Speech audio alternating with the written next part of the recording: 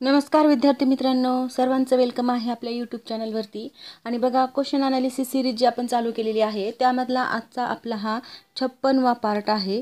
बघा, खूप सारे पार्ट आपल्या यूट्यूब चॅनलवरती आहेत आणि तुम्ही पाहतच आहात किंवा अजून पाहत चला. राहिलेले पार्ट जे पाहिलेले नाहीत ते पाहून घ्या, याचा नक्की तुम्हाला फायदा होणार आहे. आणि जून जुलैमध्ये तुमची एक्झाम असणारच आहे. सर्वांचे फॉर्म पण भरून झालेले आहेत आता. तर आता फक्त आपल्याला काय करायचं आहे, स्टडी करायचं आहे आणि ग्राउंड करायचं आहे. माहीत आहे की उन्हाळा लागलेला आहे, उन्हाळ्यात खूप त्रास होतो आहे वर्कआउट करायचा. तरी पण आपल्याला गॅप टाकायचा नाही आहे. ज्यांना खरंच वर्दी मिळवायची आहे त्यांनी कुठेही गॅप टाकू नका. तुमच्या वर्कआउटमध्ये वर्कआउट कंटिन्यू करत चला. आणि त्याचबरोबर जर अभ्यास होत नसेल तर व्हिडिओ बघत चला. व्हिडिओ जर बघायचा कंटाळा आला तर त्या टायमिंगला अभ्यास करत चला, पण गॅप टाकू नका मुलांना. कारण आता कोणी म्हणते की आचारसंहिता चालू आहे, अभ्यास करून काय फायदा आहे. असं तसं नसतं. आपण गॅप टाकलं की आपण रिवर्स येतो. त्यामुळे गॅप कुठेही टाकू नका. आपल्या कामामध्ये कंटिन्युटी ठेवा. तर बघा, आता आजचा पहिला क्वेश्चन आहे, पंचायत राज पद्धतीतील खालीलपैकी कोणती संस्था ग्रामस्तरावर कार्य करते. तर बघा, ग्रामस्तरावर कार्य करणारी ही तर सर्वांनाच माहिती आहे, ग्रामपंचायत आहे जी की ग्रामस्तरावर कार्य करते. आणि तसंच पंचायत समिती जी असती, तर पंचायत समिती तालुका स्तरावर काम करते, तालुका स्तरावर. तसंच जिल्हा परिषद असते, तर जिल्हा परिषद ही जिल्हा स्तरावर कार्य करत असते. तर बघा, आता पुढचा क्वेश्चन पाहूया. ग्रामपंचायतीचा कार्यकाल किती असतो. तर ग्रामपंचायतीचा कार्यकाल असतो 5 वर्षाचा, म्हणजेच ए ऑप्शन आपलं करेक्ट आहे. पुढचा क्वेश्चन आहे, महाराष्ट्राच्या पोलीस खात्यातील सर्वोच्च पद कोणते. तर बघा, हे आपल्या पदाशी रिलेटेड आहे किंवा आपल्या जी आपण तयारी करतो आहे पोलीस भरतीची त्या क्षेत्राशी रिलेटेड असल्यामुळे आपल्याला अशा प्रकारचे क्वेश्चन तर पाठच झाले पाहिजेत. म्हणजे जो सिक्वेन्स असेल किंवा वेगवेगळे जे आहेत असे क्वेश्चन जे की आपण प्रत्येक व्हिडिओमध्ये एक दोन क्वेश्चन तुमच्या ह्या क्षेत्राशी रिलेटेड असणारे घेतोच. तर बघा, आता महासंचालकाचं जे पद असतं, पोलीस महासंचालक, हे सर्वोच्च पद असतं. म्हणजेच बी ऑप्शन आपलं करेक्ट आहे. पोलीस महासंचालक हे जे पद आहे ते या खात्यातलं सर्वोच्च पद असतं. तर आता बाकीचे पद देखील आपल्याला माहिती असणं गरजेचं आहे. तुम्हाला लिहून घ्यायचे असतील तर तुम्ही लिहून घ्या किंवा लक्ष देऊन ऐका. पोलीस महासंचालक हे 1 नंबरचं सर्वोच्च पद आहे. त्याच्यानंतर 2 नंबरचं पद कोणतं आहे, तर ते आहे विशेष पोलीस महानिरीक्षक. लिहून घ्या मुलांना, तुम्हाला जर हवं असेल तर, नाहीतर नीट लक्ष देऊन तरी ऐका. तसंच 3 नंबरचं आहे पोलीस उपमहानिरीक्षक. तसंच 4 नंबरचं पद आहे पोलीस अधीक्षक. तसंच 5 नंबरचं पद आहे अतिरिक्त पोलीस अधीक्षक. 6 नंबरचं आहे पोलीस उप अधीक्षक. 7 नंबरचं आहे पोलीस निरीक्षक, म्हणजेच PI असतं, हे सर्वांच्या ओळखीचे असतात PI. 7 नंबरचं आहे पोलीस निरीक्षक. नंतर 8 नंबरचा सहाय्यक पोलीस निरीक्षक. 8 नंबरचं कोणतं आहे, सहाय्यक पोलीस निरीक्षक, म्हणजेच API. नंतर आहे पोलीस उपनिरीक्षक. जे 9 नंबरचं आहे ते पोलीस उपनिरीक्षक आहे. नंतर 10 नंबर जे आहे तर सहाय्यक पोलीस उपनिरीक्षक. 11 नंबरचं आहे हवालदार. 12 नंबरचं बघा काय, तर पोलीस नाईक. तसंच 13 नंबर आहे पोलीस कॉन्स्टेबल, जे की आपण तयारी करतोय सर्वजण पोलीस कॉन्स्टेबल या पदावर जाण्यासाठी. या पदावर जाण्यासाठी खूप मेहनत घ्यावी लागते. त्याचबरोबर अभ्यास तर लागतोच, परंतु फिजिकल फिटनेस खूप स्ट्रॉंग लागतो. म्हणून फिजिकल फिटनेस पण तुमचा तुम्ही मिळवा आणि त्या पद्धतीनं तयारीला लागा. आणि जे खरंच ग्रामीण भागातून तयारी करणारे मुलं आहेत त्यांच्यासाठी तर बेटर ऑप्शन आहे की व्हिडिओ पाहत जा जास्तीत जास्त. आणि आपल्या यूट्यूब चॅनलवर भरपूर पोलीस भरतीसाठी व्हिडिओ आहेत जे की तुम्हाला नक्की फायदा होईल.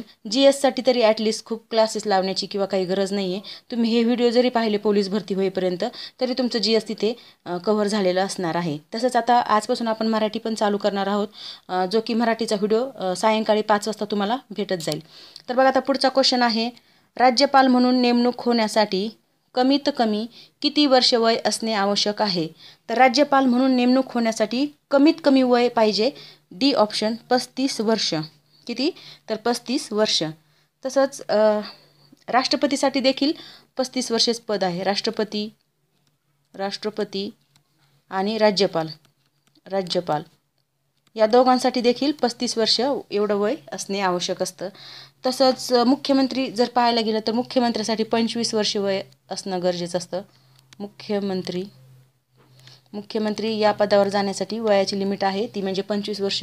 तसंच पंतप्रधान व्हायचं असेल तुम्हाला तर पंतप्रधान होण्यासाठी देखील 25 वर्ष वय असणं गरजेचं आहे. अशा प्रकारे एक एज लिमिट असते, ती क्रॉस केल्याशिवाय त्या पदावर जाता येत नाही. तर बघा आता पुढचा क्वेश्चन आहे, राज्याच्या कार्यकारी मंडळात खालीलपैकी कोणाचा समावेश नसतो? तर जे कार्यकारी मंडळ असतं तर त्यामध्ये कोणाचा समावेश नाही असा हा क्वेश्चन आहे. तर त्याचं करेक्ट आन्सर आहे डी ऑप्शन, विधानसभा सभापती यांचं या कार्यकारी मंडळात समावेश नसतो.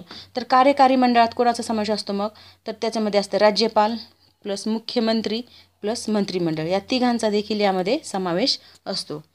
पुढचा क्वेश्चन पाहूया, खालीलपैकी कोणाकडून लोकसभा सदस्यांना शपथ दिली जाते? तर लोकसभा सभापती जे असतात तर त्यांना शपथ कोण देतं? तर त्याच्यामध्ये त्याचं करेक्ट आन्सर आहे प्रोटेम स्पीकर. आता इथं लोकसभा सभापती झाले तर ह्याचं उत्तर हे लिहू शकता तुम्ही, पण जर तिथं ऑप्शनमध्ये एक्झाम हॉलमध्ये जर ऑप्शनमध्ये प्रोटेम स्पीकर आणि लोकसभा सभापती असे 2 ऑप्शन आले तर तिथं तुम्ही प्रोटेम स्पीकर त्याचं उत्तर करणार आहात बरोबर. तर बघा काल मला एक कमेंट म्हणजे 1-2 कमेंट्स आल्या होत्या की खूप एक्सप्लेनेशन देता मॅडम तुम्ही, आणि त्यानंतर मी सांगितलं म्हणजे कालचा व्हिडिओ मी तुम्हाला दिला त्यावेळेस जास्त एक्सप्लेनेशन नाही केलं, तर खूप सारे मुलं बोलू लागले की नाही मॅडम आम्हाला एक्सप्लेनेशन्स पाहिजे. तर डोंट वरी, आपल्याला एक्सप्लेनेशन डिटेलमध्ये भेटणार आहे, कारण मला पण नुसते क्वेश्चन वाचून दाखवायला आवडत नाही. एक्सप्लेनेशन दिल्याशिवाय मलाही म्हणजे तो व्हिडिओ बनवताना पण मला खूप बोर होत होतं नुसतं वाचून दाखवायला, काय तुम्ही मग वाचून घेऊ शकता ना. तर तसं नाही, मी एक्सप्लेनेशन देणारच आहे, तुम्ही पाहत राहा, काळजी करू नका. तर बघा आता पुढचा क्वेश्चन आहे, कोणत्या गव्हर्नरच्या कालखंडात इल्बर्ट बिल मांडले गेले? तर बघा इल्बर्ट बिल जे होतं ते लॉर्ड रिपन म्हणजेच सी ऑप्शन करेक्ट आहे, लॉर्ड रिपनच्या कालखंडात हे बिल मांडलेलं आहे. तर इल्बर्ट बिल मांडलं ते कधी? 1883मध्ये 1883मध्ये हे बिल मांडलं होतं आणि व्हाईसरॉय कोण होते? लॉर्ड रिपन यांच्या काळात हे मांडलं गेलं होतं. तर या बिलाला काय झालं होतं, खूप विरोध झाला होता आणि तो कोणी केला होता? ब्रिटिशांनी. कारण या बिलात भारतीय न्यायाधीश जर असेल तर त्याला युरोपियन लोकांवर खटला चालवण्याचा अधिकार दिला होता आणि हा अधिकार भारतीयांना दिला, त्यामुळे युरोपियन जे होते किंवा ब्रिटिश जे होते त्यांनी या बिलाला खूप विरोध केला आणि या विरोधामुळे जे लॉर्ड रिपन व्हाईसरॉय होते तर यांना स्वतः राजीनामा देऊन टाकला. म्हणजे खूप मोठा विवाद निर्माण झाला होता. युरोपियनची टेंडन्सी कशी होती किंवा त्यांची मानसिकता कशी होती की आपल्यावर खटला चालवण्याचा अधिकार भारतीयांना कसा पॉसिबल आहे किंवा त्यांना नाही भेटला पाहिजे असं त्यांची एक मानसिकता होती, किंवा आपल्याला कमी लेखायची ही त्यांची मानसिकता होती. तर बघा आता पुढचा क्वेश्चन आहे, राजा राममोहन रॉय यांनी हिंदू कॉलेज 1817मध्ये कोणत्या ठिकाणी सुरू केले? तर राजा राममोहन रॉय यांनी हिंदू कॉलेज हे कलकत्ता येथे सुरू केलं होतं, म्हणजेच बी ऑप्शन आपलं करेक्ट आहे. बघा पुढचा क्वेश्चन आहे, पहिली ब्रिक्स परिषद कोठे पार पडली? तर पहिली ब्रिक्स परिषद जी होती ती रशियामध्ये पार पडली होती, म्हणजेच सी ऑप्शन आपलं करेक्ट आहे क. तर हे ब्रिक्स परिषद किंवा काय आहे हे पाठीमागच्या व्हिडिओमध्ये मी तुम्हाला डिटेलमध्ये याची माहिती दिलेली आहे, तर तुम्ही तो व्हिडिओ पण पाहून घ्या. तर नेक्स्ट क्वेश्चन आहे, लॉर्ड कर्झन याने बंगालची फाळणी कधी केली? तर लॉर्ड कर्झन याने बंगालची फाळणी 1905 साली केली होती, म्हणजेच पहिलंच ऑप्शन आपलं करेक्ट आहे. आणि तर बघा पुढचा क्वेश्चन आहे, कॉमनवेल्थ व न्यू इंडिया ही वृत्तपत्रे कोणी सुरू केली? तर कॉमनवेल्थ आणि न्यू इंडिया या वृत्तपत्र जे आहे, तर न्यू इंडियावर तर खूपदा क्वेश्चन आलेला आहे, तर हे 2 वृत्तपत्र लक्षात असू द्या, ते कुणाचे आहेत? तर ते आहेत Annie Besant, doctor Annie Besant यांचे, आणि यांच्यावर खूपदा क्वेश्चन पण आलेला आहे, त्यामुळे इथं तुम्हाला लक्षात ठेवायला हरकत नाही. पुढचा क्वेश्चन पाहूया आता, स्वदेशी चळवळ देशभर पसरवण्याचे श्रेय कोणास द्यावे लागते? तर स्वदेशी चळवळ जी होती तर तिचं काय करायचं होतं, स्वदेशी चळवळमध्ये काय होतं, आपल्या देशामध्ये जे उत्पन्न होत आहे तेच आपण हे करायचं, वापरायचं, किंवा आपल्या देशात निर्माण होणारा कपडा आहे तर भारतीयाने तेच कपडे वापरायचे, अशा प्रकारे जी स्वदेशी चळवळ होती तर त्या स्वदेशी चळवळीचं देशभर पसरवण्याचं काम कोणी केलं होतं? तर ते केलं होतं लोकमान्य टिळकांनी, म्हणजेच क ऑप्शन आपलं बरोबर आहे. पुढचा क्वेश्चन आहे, हैदराबादमधील रजाकार संघटनेचा प्रमुख कोण होते? तर रजाकार जी संघटना होती जी हैदराबादमध्ये म्हणजे जुनं जे हैदराबाद आहे त्याच्यामध्ये महाराष्ट्राचा पण काही एरिया येत होता, नंतर हैदराबाद मुक्तीसंग्राम झाला आणि त्याच्यानंतर ते यांच्याकडून ते मुक्त करण्यात आलं. तर या संघटनेचा प्रमुख कोण होता? तर त्याचं नाव आहे कासिम रजवी, जी की डी ऑप्शनमध्ये आहे. कासिम रजवी हा त्या संघटनेचा प्रमुख होता. तर बघा हे चॅनलचं नाव आहे आपल्या. व्हिडिओ आवडत असतील तर नक्की शेअर करू शकता तुमच्या फ्रेंडला देखील आणि सबस्क्राईब पण करू शकता. तसंच तुम्हाला जर वारंवार व्हिडिओ पाहायला आवडत असतील तर एक थंब देत चला, म्हणजे लाईक देत चला आणि बेल आयकॉनवर प्रेस करा, जेणेकरून नवीन नवीन व्हिडिओची अपडेट तुमच्यापर्यंत येत राहील. तर बघा आता पुढचा क्वेश्चन पाहूया, मराठीतील पहिले वृत्तपत्र कोणते? तर मराठीतील पहिले वृत्तपत्र आहे दर्पण, जे की 2 नंबरला आहे. दर्पण हे मराठीतलं पहिलं वृत्तपत्र आहे. सुधारक हे कोणाचं आहे? तर हे आहे गोपाळ गणेश आगरकर. गोपाळ गणेश आगरकर यांचं हे सुधारक वृत्तपत्र आहे. तसंच दर्पण जे की पहिलं मराठीतलं वृत्तपत्र आहे हे कोणाचं आहे? तर हे आहे बाळशास्त्री जांभेकर.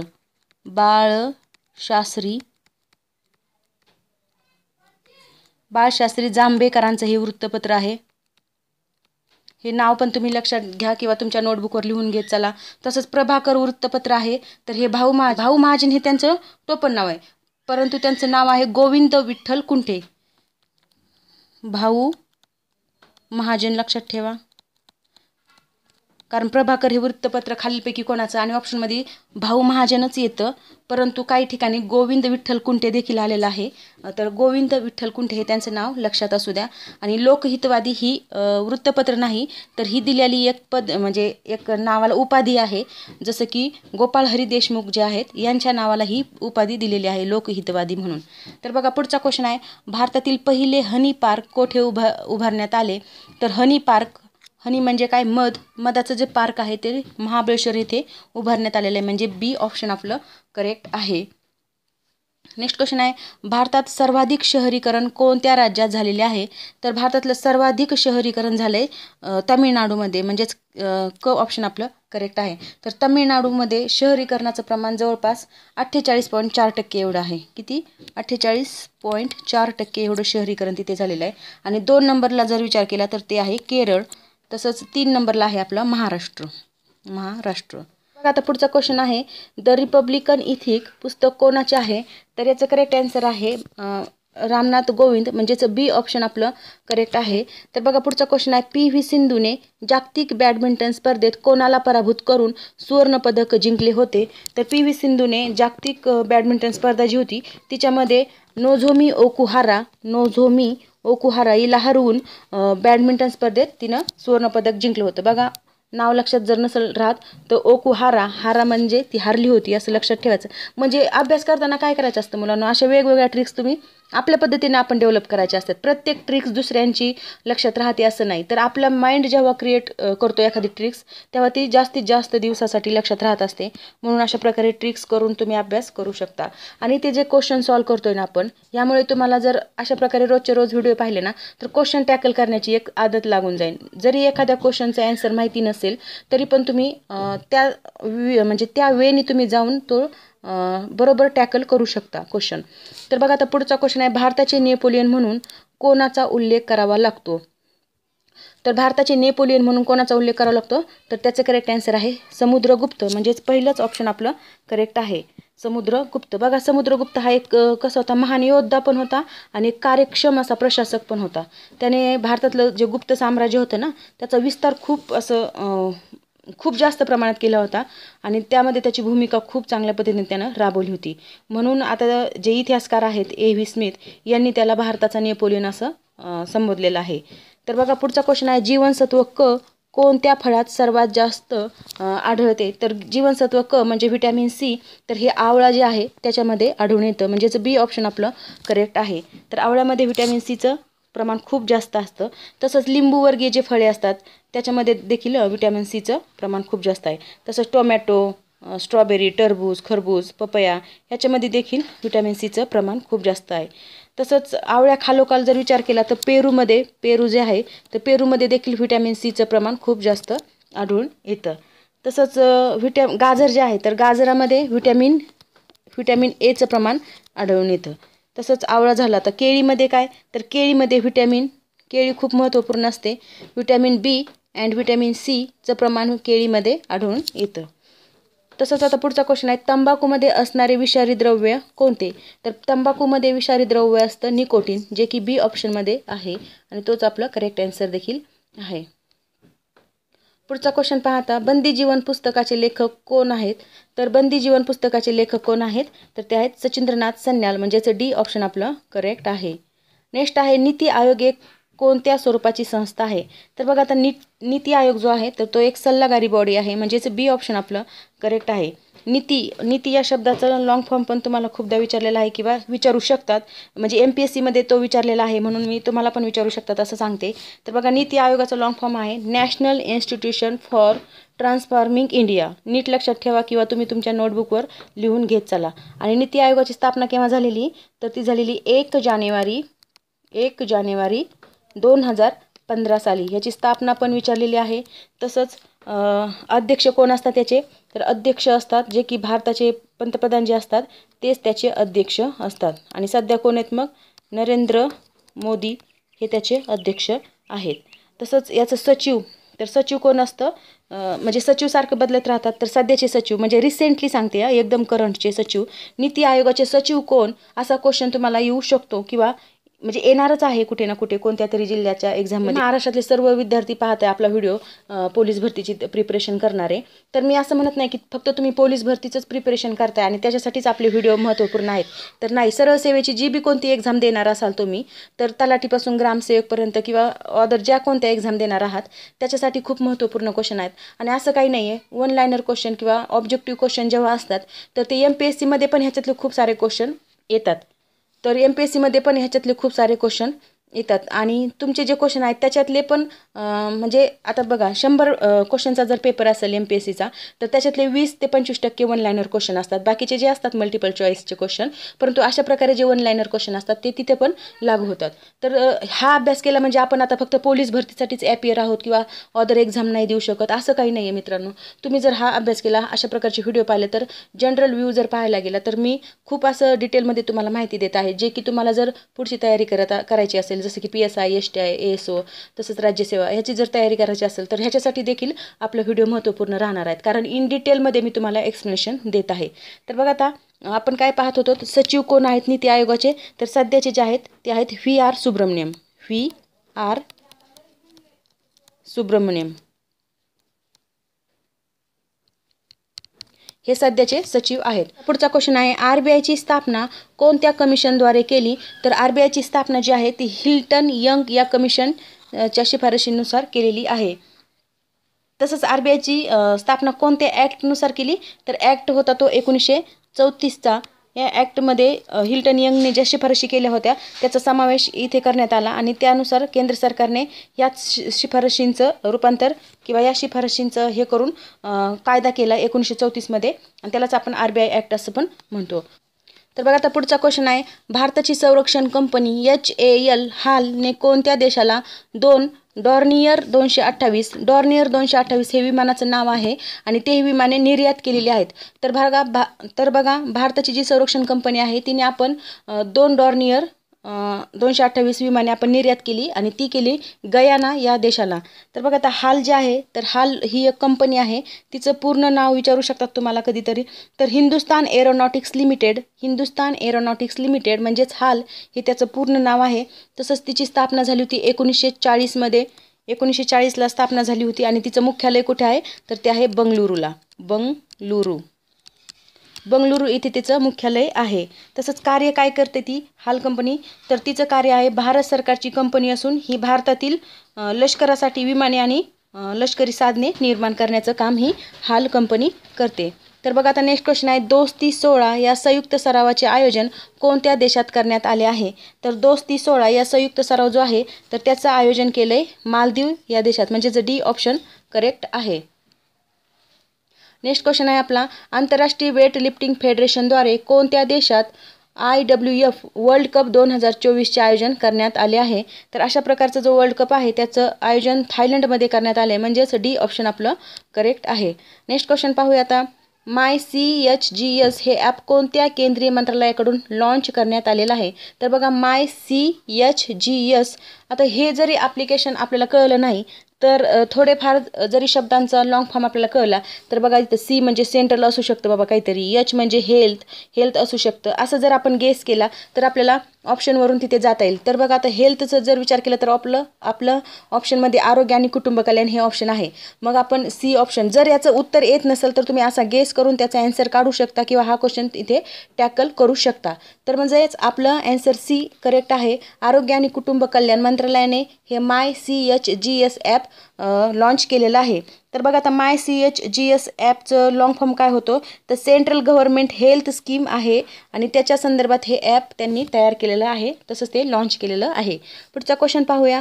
आंतरराष्ट्रीय खान जागरूकता दिन कधी साजरा करण्यात येतो, तर आंतरराष्ट्रीय खान जागरूकता दिन हा 4 एप्रिलला साजरा करण्यात येतो. नेक्स्ट क्वेश्चन आहे 1 एप्रिल 2024च्या नवीन आकडेवारीनुसार जगातील सर्वात श्रीमंत व्यक्ती कोण आहे, तर बघा 1 एप्रिल म्हणजे आत्ता सध्या एप्रिलचं 9 तारीख आहे आणि 9 तारखेच्या अगोदर 1 एप्रिलला जो आकडेवारी डिक्लेअर झाली म्हणजे 8 दिवसापूर्वी जी आकडेवारी डिक्लेअर झाली, तर त्यानुसार सगळ्यात श्रीमंत व्यक्ती कोण आहे, बर्नार्ड अर्नॉल्ड. म्हणजेच 4 नंबरचं जे ऑप्शन आहे तर ती व्यक्ती जी आहे ती सर्वात श्रीमंत आहे आणि ही लक्झरी ब्रँड जो आहे LVMHचे ते अध्यक्ष देखील आहेत. तसंच 2 नंबरला कोण आहे सगळ्यात श्रीमंत, तर ॲमेझॉन कंपनी आहे. Amazon.comचे जे संस्थापक आहेत जेफ बेझॉस हे 2 नंबरला आहेत. जेफ बेझॉस ॲमेझॉनचे संस्थापक. तर बघा मित्रांनो, इथे अशा प्रकारे आपण करंटचे 10 क्वेश्चन आणि GSचे क्वेश्चन घेतलेले आहेत, जे की इन डिटेलमध्ये इथे एक्सप्लेनेशन पण दिलेलं आहे. आणि हा व्हिडिओ कसा वाटला ते नक्की कमेंट बॉक्समध्ये कळवा आणि अशाच प्रकारचे व्हिडिओ पाहण्यासाठी बेल आयकॉनला प्रेस करा, ते लाईक देत चला, जेणेकरून भरपूर मित्रांपर्यंत व्हिडिओ पोहोचण्यासाठी मदत होईल. आणि अशाच प्रकारचे व्हिडिओ येण्यासाठी हे करत चला, बेल आयकॉनवर प्रेस करा. तर थँक्यू व्हेरी मच आणि व्हिडिओ कसा वाटला ते नक्की कमेंट बॉक्समध्ये कळवा. धन्यवाद.